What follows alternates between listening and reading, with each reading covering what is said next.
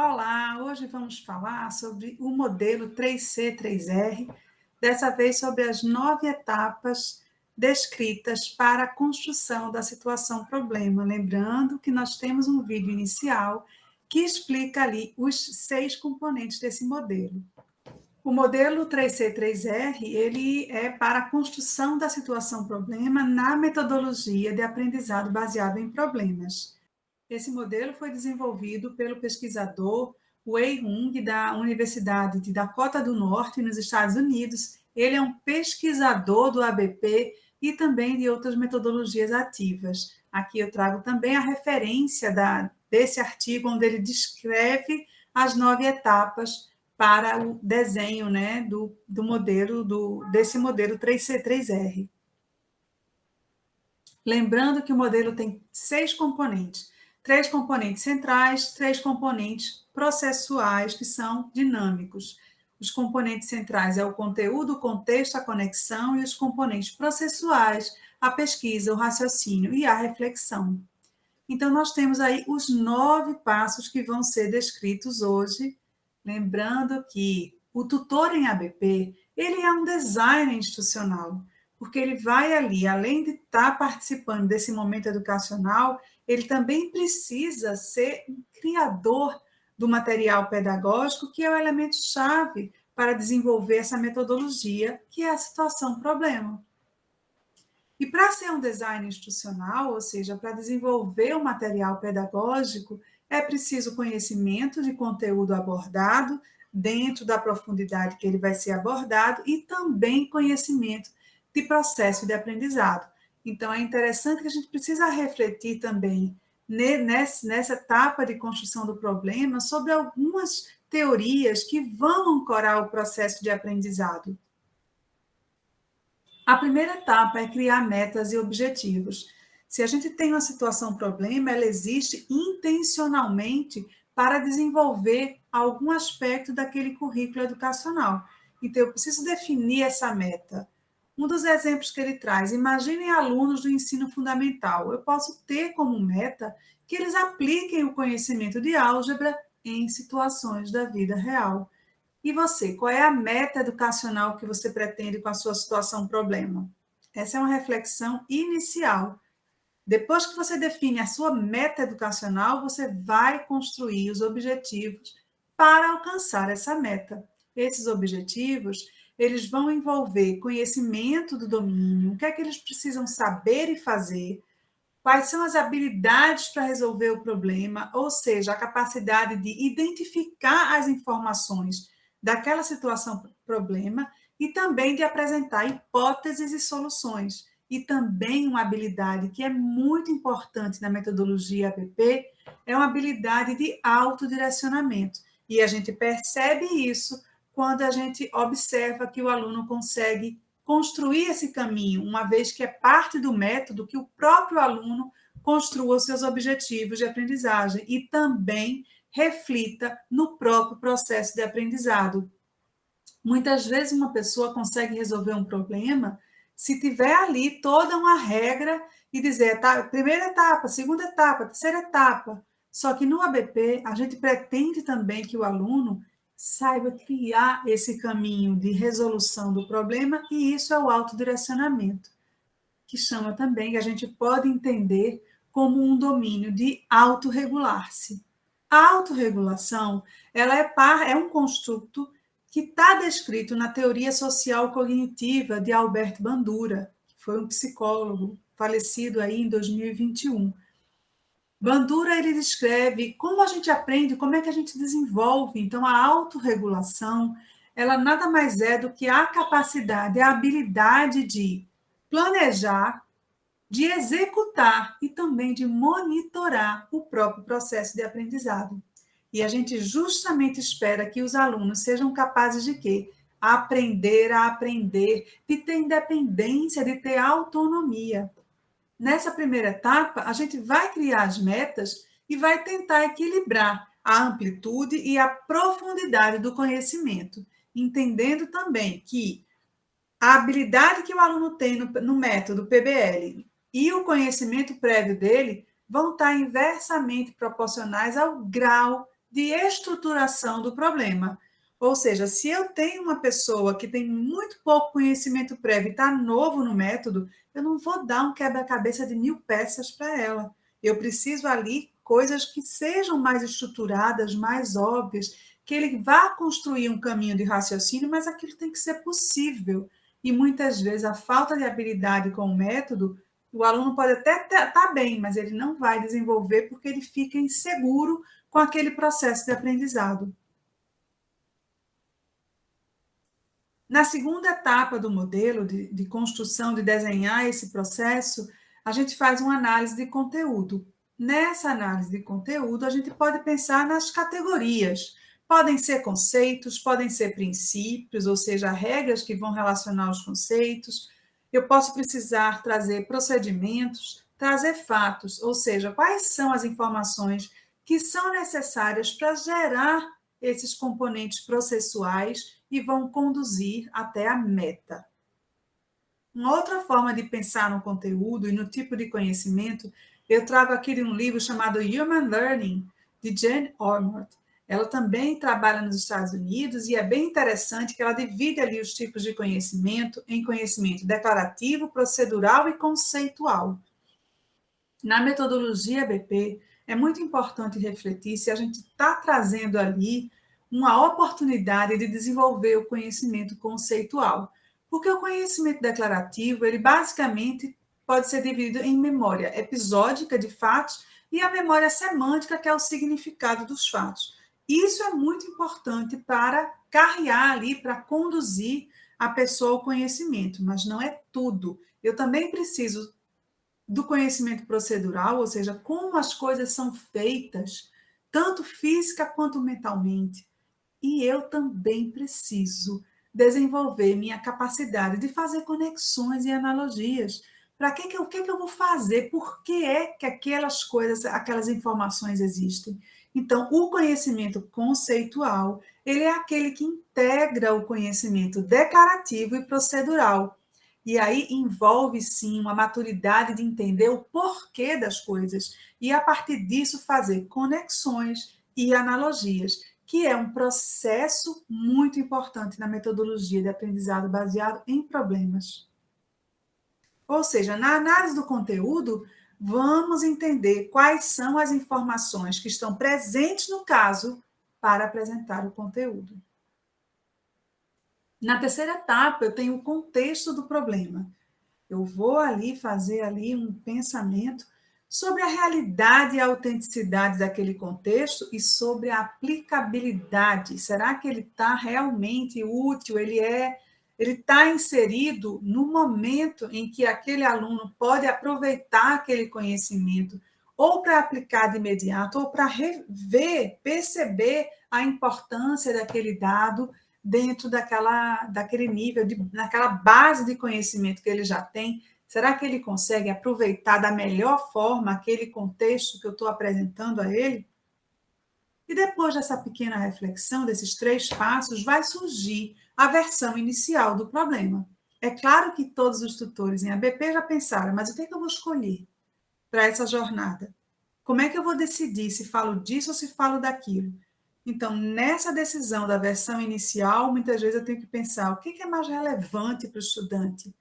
Qual é a importância que aquilo tem para formar o perfil de egresso? O que é interessante para ele? O que é que parece interessante naquele momento? Qual é a proximidade que ele tem com aquele contexto, naquela situação, naquela etapa do caminho de jornada de aprendizado que ele está? Depois que eu fiz essa versão inicial, eu vou fazer uma reflexão da adequação do problema. E analisar a situação problema, ela vai permitir que você acesse os objetivos que foram definidos, que você pense se tem os elementos para resolver o problema e se esses elementos eles estão relacionados com o conhecimento que você pretende desenvolver, se tem as informações suficientes para situar o aprendizado em um contexto que pareça autêntico, que seja autêntico e que pareça autêntico para o estudante. Será que tem os elementos de conexão? Eles estão adequadamente desenhados ali? Existem alguns benefícios dessa análise. O primeiro deles é que, uma vez que se faz uma análise, você permite uma tutoria eficaz, porque o tutor se apropria não só do conteúdo envolvido, mas de todo o caminho intencionalmente construído e desenhado para promover aquele aprendizado. E depois gera um guia do tutor. É o famoso guia do tutor, que é comum a gente encontrar guias que, na verdade, fazem uma revisão do conteúdo, mas não é esse o propósito do guia. O propósito do guia é compartilhar o que foi feito ali. Compartilha aquela jornada. Quais são todos os componentes que foram ali intencionalmente colocados para gerar esse processo de aprendizado. Nada impede, se o tutor quiser compartilhar algumas referências, mas o guia do tutor é um GPS daquele enigma construído para oportunizar, para proporcionar um momento educacional. Então, essa é a ideia principal do guia. Então, ele deve descrever o processo de raciocínio. Muitas vezes, ele vai formular questões que vão servir de guia para o estudante. Então, nessa adequação do problema, é importante que todas as etapas para resolver aquele problema estejam descritas. Ou seja, qual era o conhecimento real, o que é pretendido com aquilo ali, quais são os elementos-chave que foram conhecidos e até desconhecidos, o que a gente pretende que existe ali naquele problema, tanto de elemento conhecido, quanto é que eu imagino que seja desconhecido, mas possa ser mediado aí pelo tutor para levar a meta educacional. Então, eu vou descrever o contexto, eu vou descrever todo o caminho que estava na minha cabeça, que se eu não compartilhar fica mais difícil que o outro tutor, ou até que ele mesmo, para a própria pessoa, no momento posterior, consiga entender aquele caminho que foi construído. E também faz uma análise da estruturação do problema, quanto que ele está ali, ou mais estruturado ou menos, a depender ali do conhecimento prévio do aluno e da habilidade com o método.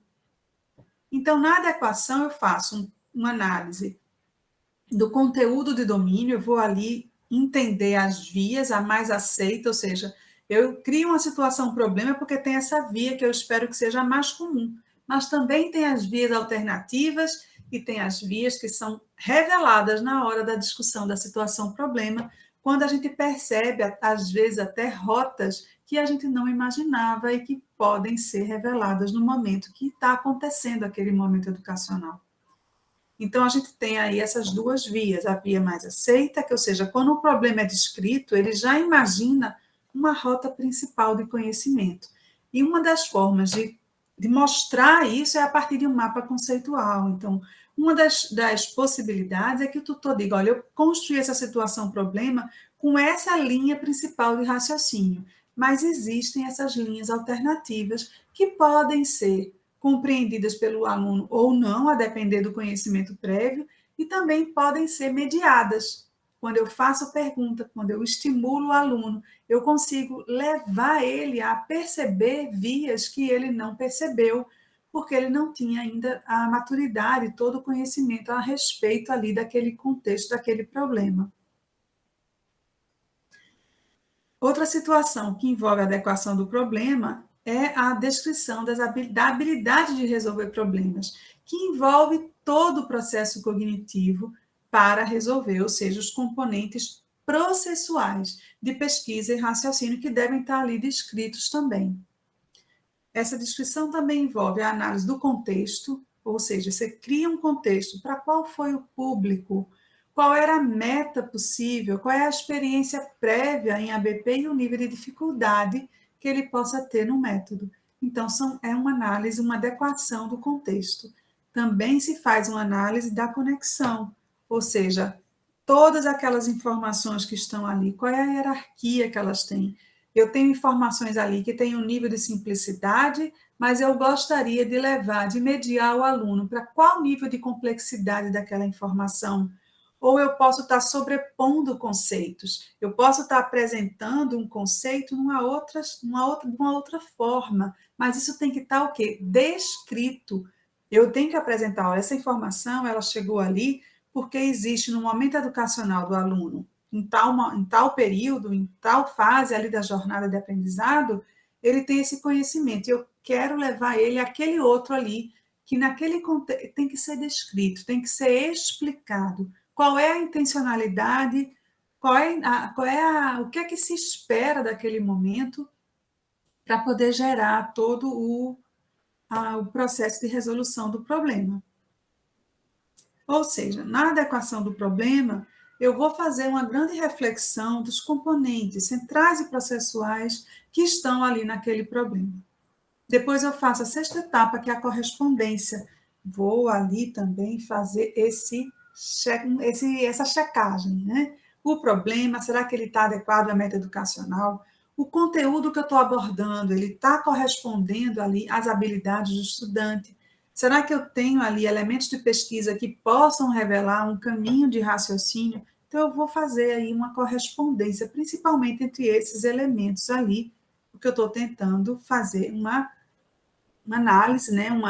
Na verdade, essas 9 etapas, elas têm um caráter muito de checar o processo de aprendizado, checar a jornada que está desenhada ali nesse caminho para a resolução do problema. Aí eu faço a calibração, que nada mais é do que ajustes. Então, a 7ª etapa é quando eu vou refletir nesses 4 componentes aí, o conteúdo, o contexto, a pesquisa e o raciocínio, e fazer ajustes. Como é que funciona isso? Eu tenho um conteúdo, eu tenho uma meta. Então, será que todo aquele problema ali, ele está enfatizando o que é central para o meu processo educacional? Muitas vezes eu preciso remover elementos que vão distrair o aluno daquela rota principal. Ou eu posso adicionar elementos para guiar melhor o estudante até esse alvo que eu quero que ele atinja.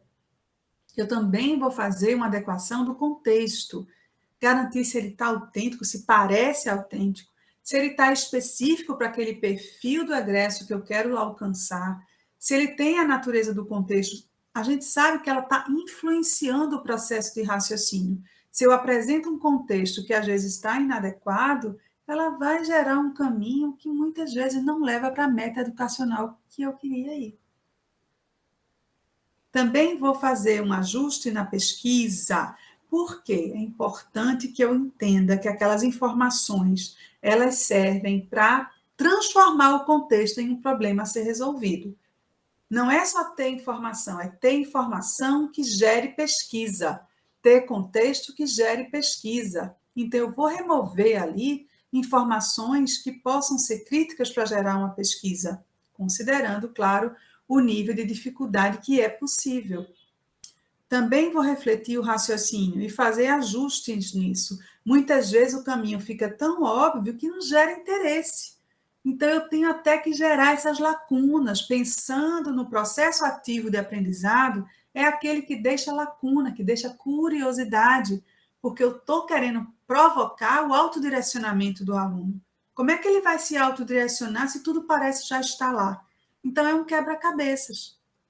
Se eu imagino uma pessoa que tem experiência com o método, que tem uma certa experiência com o conteúdo, eu posso dar ali um quebra-cabeça de 1000 peças. Mas se o aluno está começando, vai ser mais estruturado e vai ser uma coisa aqui mais óbvia, faltando uma peça aqui e outra ali. As informações precisam gerar raciocínio e caminho de aprendizado. Componentes reflexivos. Então, nesse momento, eu vou refletir sobre algumas coisas. Será que minha situação, problema, está permitindo a aquisição do conhecimento que é necessário para a minha meta educacional? Será que ela está numa profundidade adequada de estudo para aquele processo que eu espero conseguir? Será que os métodos efetivos, existem ali métodos efetivos e eficientes de pesquisa? São reflexões que a gente pensa aí desse momento da situação problema. O processo de raciocínio, ele é lógico, ele é efetivo, a integração conceitual do conhecimento. Então, será que aquele processo que existe na situação problema, ela permite essa transcendência do conhecimento, que eu possa aplicar num outro contexto? Será que está claro ali o processo de entender o porquê das coisas? E também posso refletir sobre as estratégias efetivas para solucionar o problema. Muitas vezes você pode criar uma situação que, na verdade, não tem solução. E isso é muito ruim para o processo ABP, porque a gente espera amadurecer uma solução. Mas se eu só gero dificuldades, eu posso até gerar mais frustração do que motivação. E aí a gente vai também, dentro desses componentes reflexivos, imaginar que eu posso ter, para alcançar, para perceber a eficiência desse processo, ter componentes formativos, que é o que vai ocorrer ao longo da pesquisa e do raciocínio. Esses componentes podem ser gerados pela própria autorreflexão do aluno e também pelo feedback do instrutor, ou seja, do tutor. Isso pode acontecer. Uma das formas de se estimular esse caráter formativo é propor ali um diário, um registro do passo a passo para resolver o problema. Eu também posso ter um componente reflexivo do tipo somativo, gerado ali a partir de um relatório final que abrange ali todo o problema resolvido, como é que foi feito aquilo ali. Ou até eu posso apresentar situações, problema ou questões que possam revelar para mim se de fato aquele processo ali ocorreu. Então, é como eu faço a reflexão disso aí.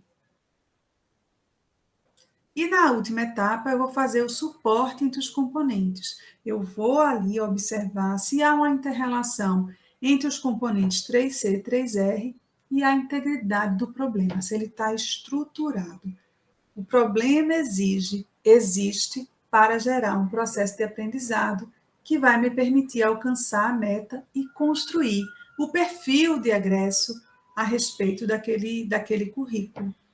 Então, a gente vai analisar ali nesse momento se todos os elementos parecem adequados e se eles se articulam bem entre si. Agradeço a atenção e espero encontrar vocês no próximo vídeo.